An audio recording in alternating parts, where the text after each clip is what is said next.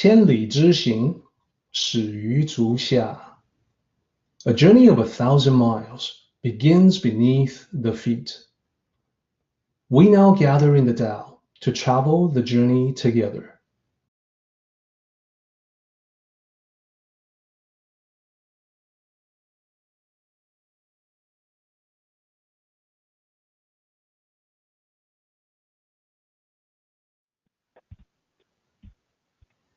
Well, good morning, everyone. It's wonderful to be able to connect again. And I shouldn't just say morning. I guess it could be evening or afternoon, depending on where in the world you're connecting from. So today we're doing day 38 of the Tao of Joy Every Day, which the chapter is entitled "The Best Time to Learn."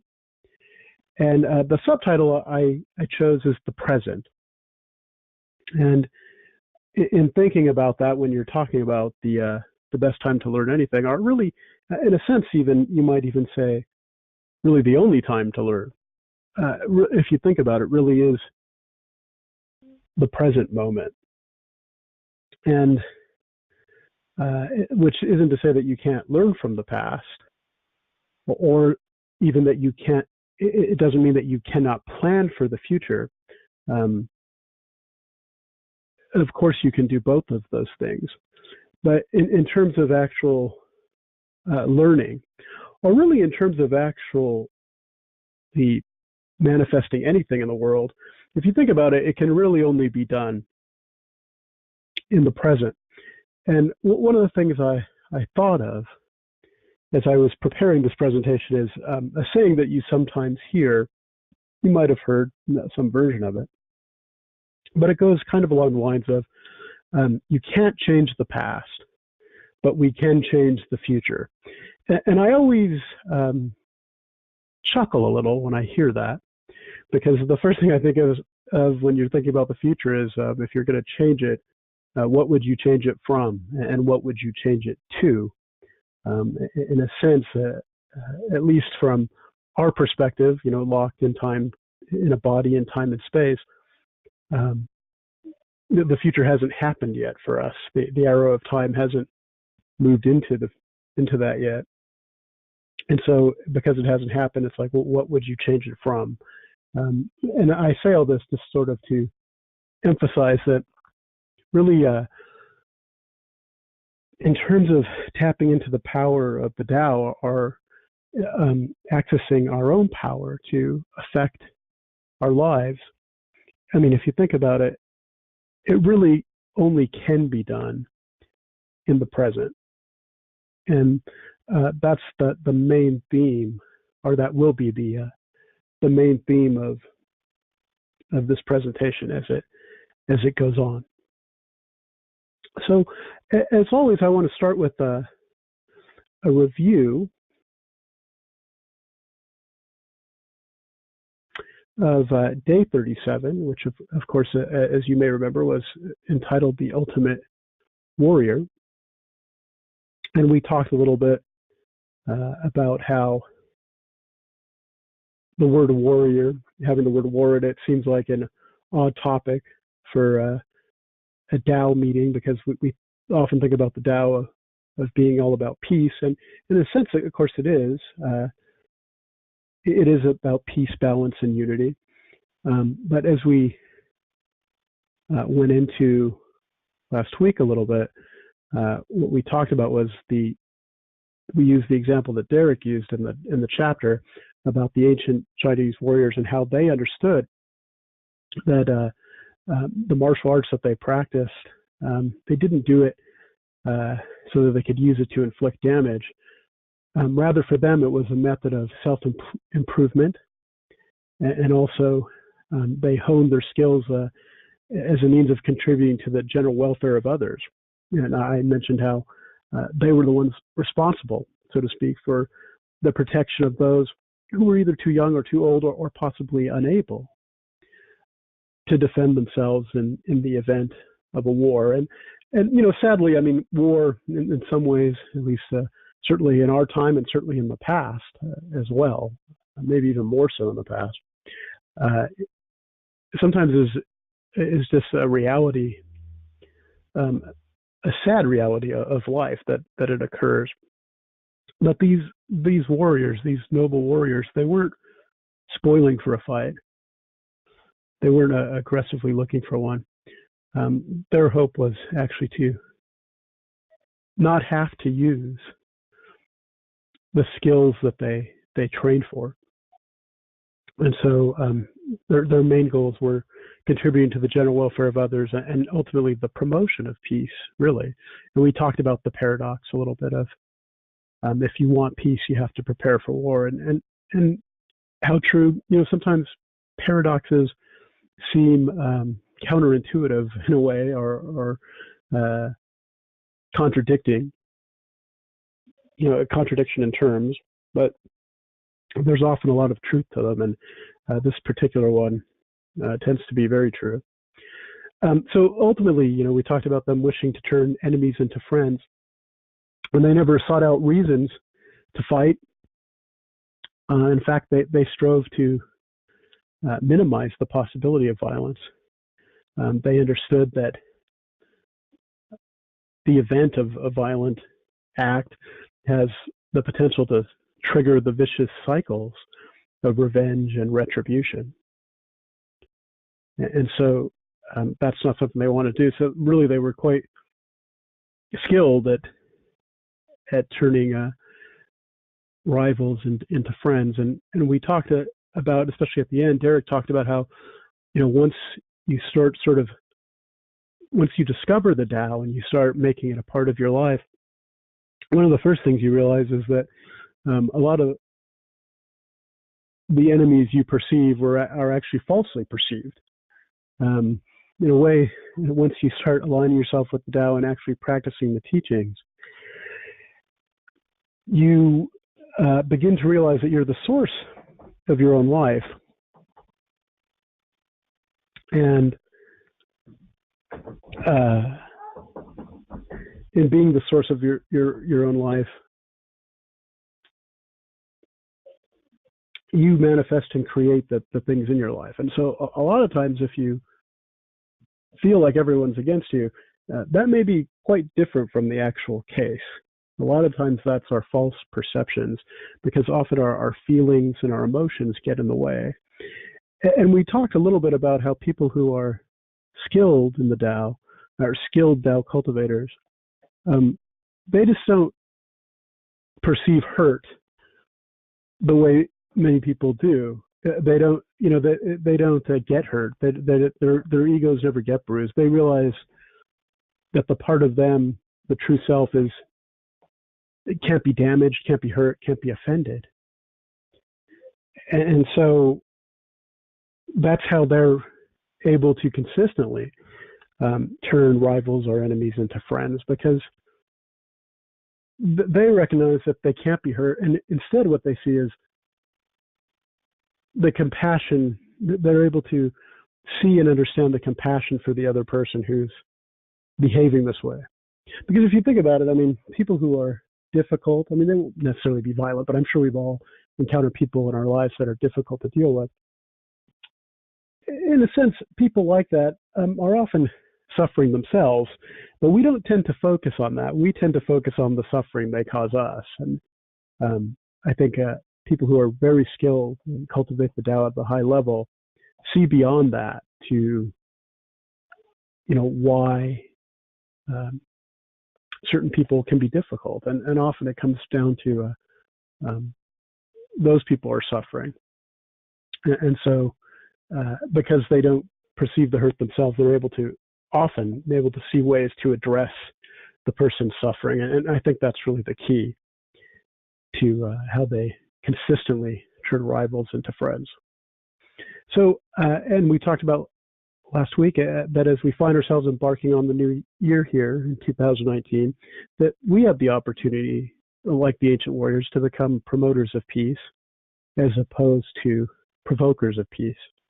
So, and we talked about remembering that peace does not equal pacifism. Not to say that there isn't a time for pacifism, There is, but the timing sort of is everything, and there's it really requires wisdom to understand when it's called for. And I talked a little bit about a rather popular Star Trek episode from the original series about, peace is the answer, but the timing is also important as well. So cultivating the Tao teachings of unity, balance, and peace can help us turn rivals into friends, and not only in our own lives, but hopefully all of humanity will reach that point, that it can manifest in this realm that we live in one day. In a sense, the separation that's at odds with peace among men is an illusion. And the hope, of course, is that one day that illusion will be shattered and we'll realize that we all are connected, regardless of the different things that we let separate us. Okay, so that's pretty much it for the review of chapter 37. And so now on to chapter 38 and the best time to learn. And as I alluded to in the beginning, really the only time really to learn is kind of the present moment. Although we can learn from the past, and to actually learn is something we do in the present, even when we're learning from the past. And it's funny too, this one thing I want to bring up here is that it's not only that we learn from the past mistakes that we've made. Certainly you can learn from failure. In fact, that's something we should be open to. We should remember that failure sets up success as long as we learn from what it has to teach us. But also, I just wanted to make the point that it's also possible to learn from our successes, the times when we've gotten it right. And to remember that things that worked in certain situations, sometimes you can sort of put that in your repertoire and bring them out at the right time. So in other words, invoking what you've learned in the past from success in the present moment at the right time can often yield positive results for us when we put that learning into action in real time. So the first point, of course, is while we can learn from past events, it is impossible to learn by dwelling on them. Regretting events in the past and wishing those events would have turned out differently does not serve us in the present. And I think if we're honest with ourselves, we have to acknowledge that it's very easy to do this. I'm sure we've all experienced things that in life that were unpleasant or that didn't turn out in the optimal way that we would have hoped or would have liked. And often, sometimes people get stuck in that. I kind of think of it, this is an analogy, but somewhat similar to it. I think of, if you think of like post-traumatic stress disorder, where people experience a terrible traumatic event, and what happens is they get mired in it. They get stuck in that moment of time, and they relive it constantly in their minds over and over again. And the result of that, of course, is a lot of suffering and a lot of pain. And it's been found the best cure for that, of course, is to talk about it with someone. And that idea too is very in line with the Tao, because the Tao is also about connecting with each other. And the more we connect, the more we realize the oneness. And in a sense, when one person suffers, we all suffer. And when one person is experiencing happiness, it can contribute to the overall happiness of everything because of the connection. And those things are very subtle but true.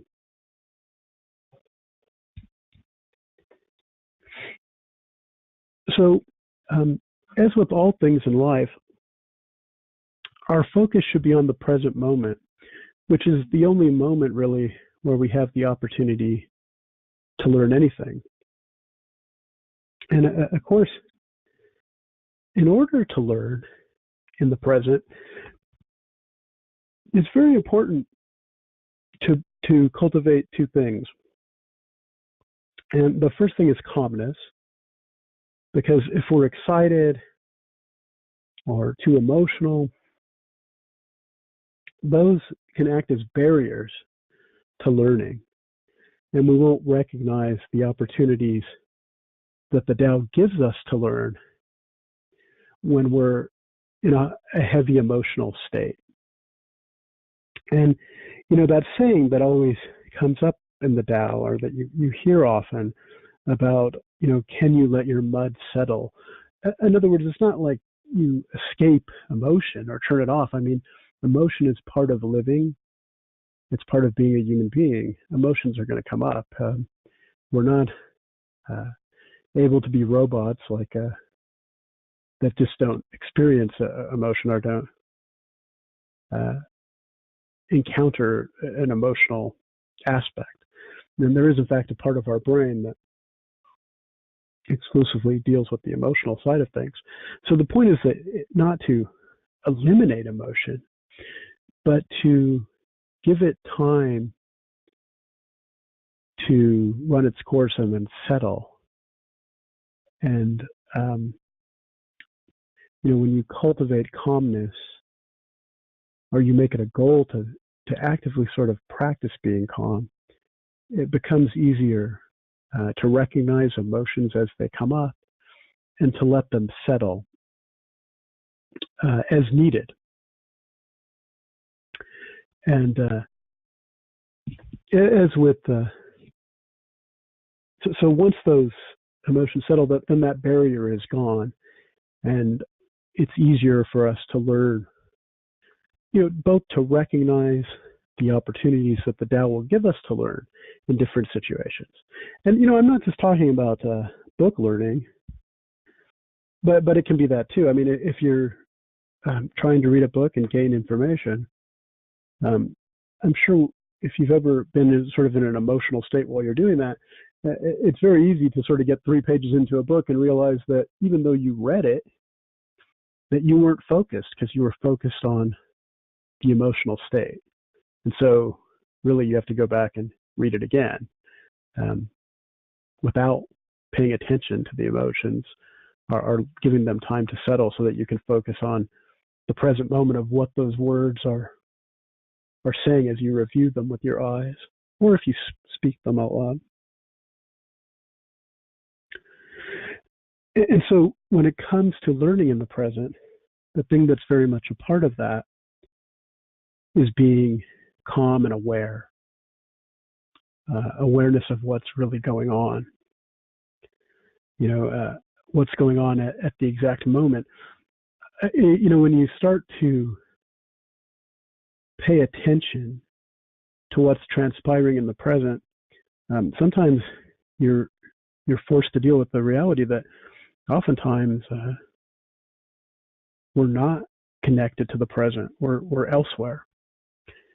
And many people spend most of their lives in this state of not, either fretting about the past or worrying about the future, and they never really are in the moment. Or we're briefly in the moment sometimes, but most of the time can be sort of not in the present, but either in the past or the future. And really, we need to. It's a good thing for us to cultivate awareness in the present, because, like learning, awareness is one of those things that's optimal in the present moment. And being aware is the key to recognizing the opportunities that the Tao will give us to learn. And it can be, like I said, from books. It could be something to learn from other people.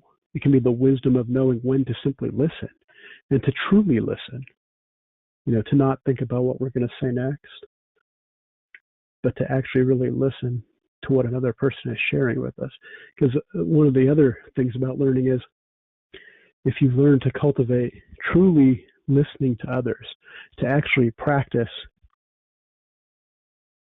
giving people your full attention, there's a lot to be learned because, and one might say that may be our ultimate purpose of being here, is to connect with each other and to learn from each other.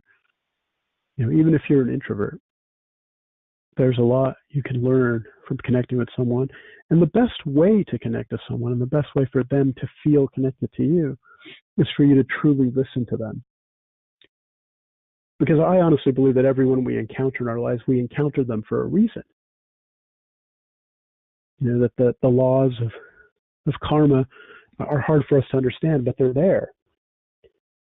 And if there's a person in our life, whether it's someone who we enjoy being with or someone who's difficult to be with, I often think, there's a reason this person is in my life. There's something I need to learn. There's something that I can learn from them.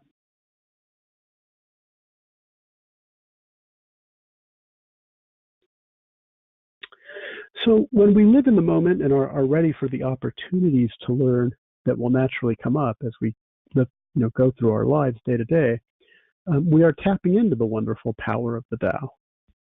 And often the Tao's timetable may be different from ours. We may want things to go a certain way, but oftentimes we have to go through other things first before we're ready. And ultimately, this is kind of where faith comes in a bit, where you sort of have to trust.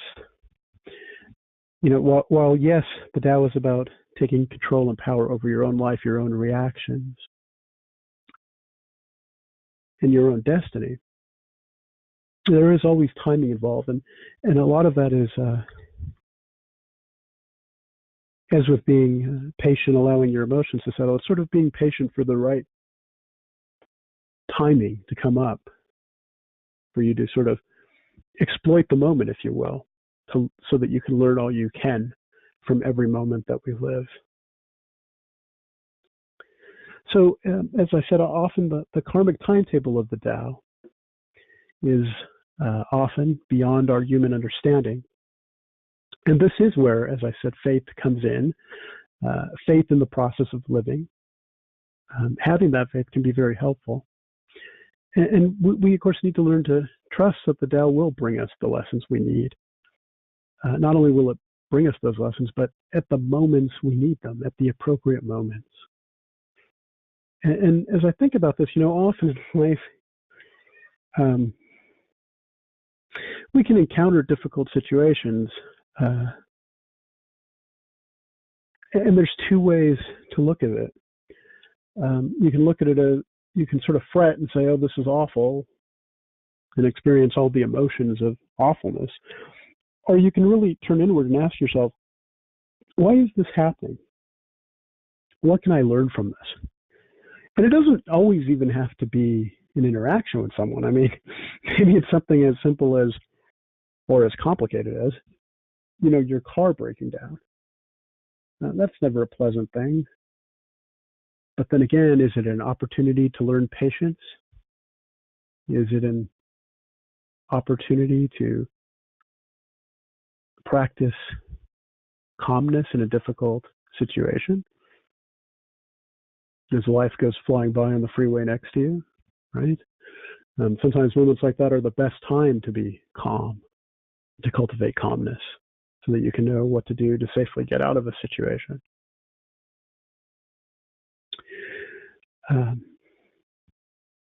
So the key, of course, as I said before, is simply to be aware of what's actually going on. What just happened, what's happening now, what is likely to happen in the next moment. Those things that really is what the present is. And in a way, the present touches everything, right? It folds into the past and it unravels the future simultaneously. But it's in that present moment where really the joy of living it really is. And I think often when people are unhappy, it's because they're not in the moment. Instead, they're in the past, or they're worrying about the future. And it does take practice to stay in this moment, to stay here, so to speak, and not find yourself drifting. And of course, the nice thing about the Tao is that it's always available to us. Often it's simply our lack of readiness or willingness to learn that stands in our way. But the good news is that it's never too late to cultivate the Tao. As long as we're alive, we have the opportunity to learn. We can take advantage of the best time to learn. So I'm going to start to sum it up now, if I can. So, as we said, while we can learn from the past, it is important to remember that we cannot learn in the past. Learning is something that has to be done in the here and now. And as I said, we can, of course, learn from the past, yes, both from failures and successes. And also, too, there's nothing wrong with planning the future. But when you're talking about learning to practice the Tao teachings, learning to do anything that's useful, it is something that has to happen right now, in the present moment. And so we should not regret that we did not discover the Tao teaching sooner, or regret how we didn't employ the teachings we know now back in a certain situation from the past. The Tao has its own timetable based on karmic mechanisms that are frankly beyond human comprehension. And so I think that's really one of the reasons why faith comes into it, if you think about it. There are times in life when we find ourselves at our wits' end, so to speak. And that's where I think faith in the process of living, and in the Tao that, of course, makes up everything and everyone. Faith in that is so important. And of course, by having faith in the process and practicing awareness, we can begin to recognize the learning opportunities we have as they manifest naturally in the course of our day-to-day living. It comes down to when we're paying attention, when we're connected, we're keeping those Tao teachings on the forefront of our mind, when we're cultivating with the sincere heart. Those opportunities will naturally arise. And it doesn't matter if we didn't recognize them in the past. It's never too late. So we always have the opportunity to learn in the present, regardless of how young or old we may be.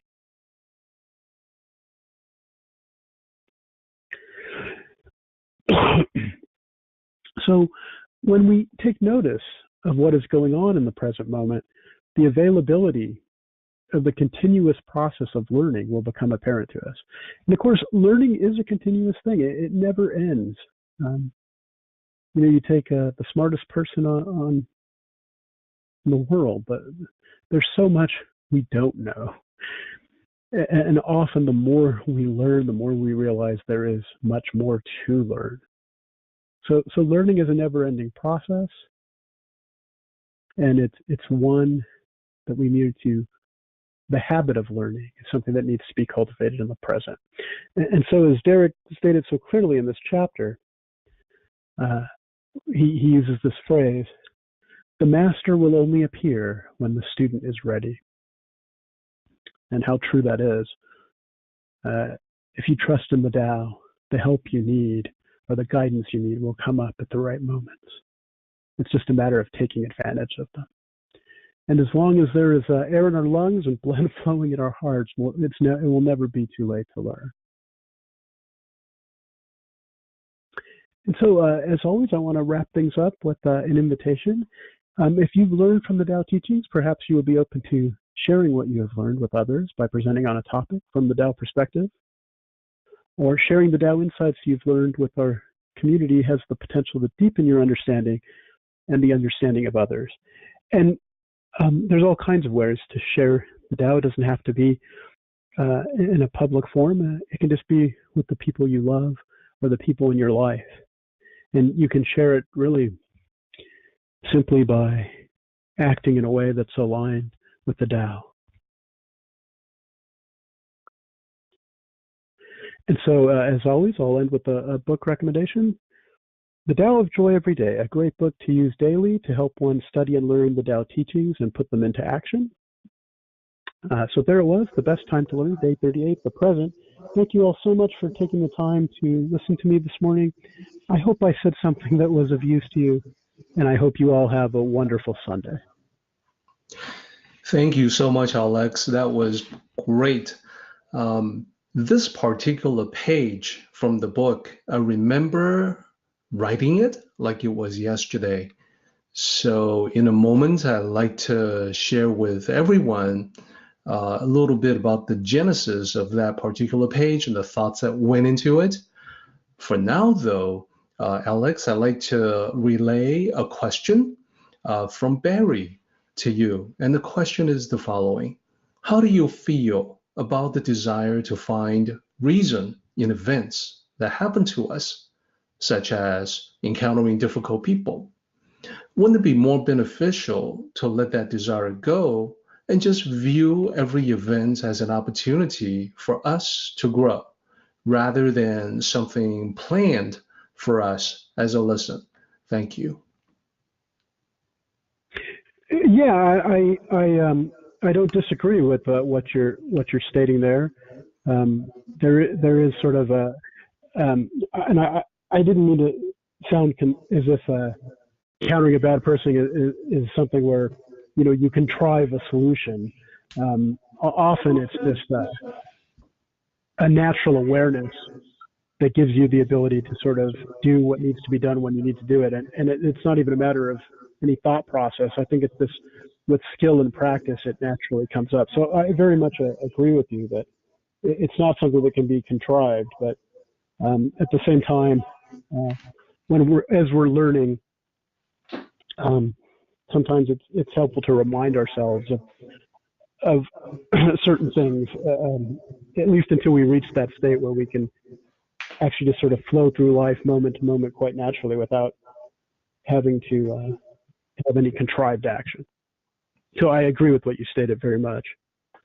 Yeah, I also enjoy in my daily life to make an exercise whenever I perceive someone as being difficult.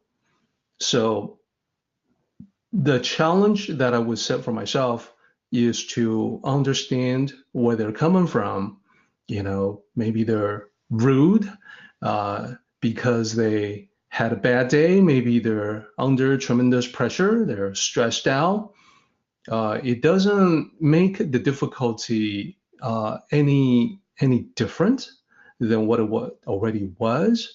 But the understanding I find a lot of times to be very helpful and makes me sometimes more tolerant of the difficulty interacting with them. And that's only one stage in the exercise. And yet another stage is that when you sample the different perspective on where other people maybe come from, it is then time to reflect upon, well, perhaps I am the difficult person to deal with, and I may not be aware of it. So time to turn the gaze inward and see how I'm doing as a person who may be difficult or easy, as the case may be. Barry, thank you for that question. And Alex, a couple more feedback, comments from Daniel. Now is the vessel that we travel through time in. History is written, and the future is speculated only through the now. Great talk, Alex. Absolutely right, Daniel. And that's a great way to think about the present moment. It's the vessel. It is our time machine we're using it, we're writing in it right now, traveling through time at the rate of 1 second per second. So this particular page came about as a result of conversations with other people.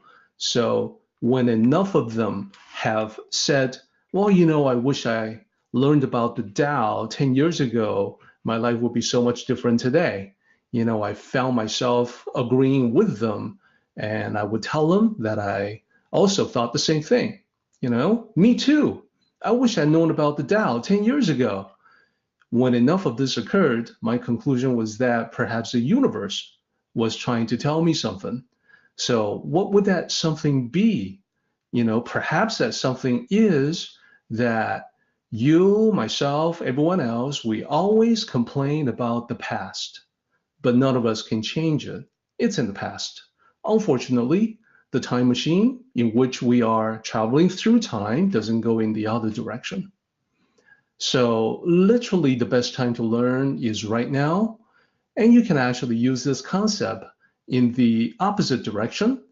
In the page, it talks about, hey, I wish I learned about the Tao 10 years ago. So that's the past. The other direction is the future. And it reminds me of a story that I heard about this 60-year-old man sitting down and chatting with a modern Tao sage. The man talked about his regrets in life. He said, I love music and I always wanted to learn to play the piano, but I never had the chance. So the sage asked, why not start now? The man said, Master, I am a 60-year-old man. Life has passed me by. It's too late for me now. The sage said, well, let's pretend for a moment that this is a nexus in your life. It's a juncture, a moment for an important decision, and your life branches off in two different directions depending on your decision. In one branch of your timeline, you decide to start learning now.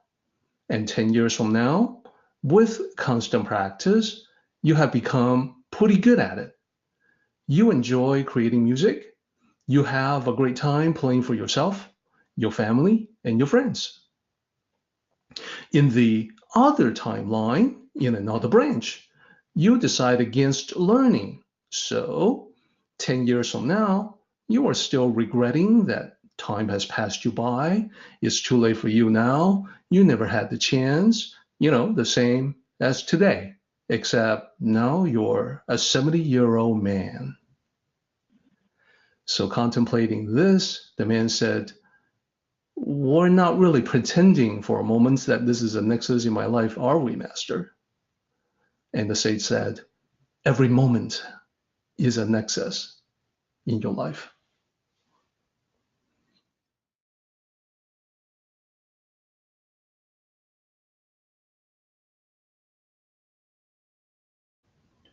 Our meeting has come to an end, but the journey continues on. Let us travel safely. Until next time, may the Tao fill you with peace and happiness.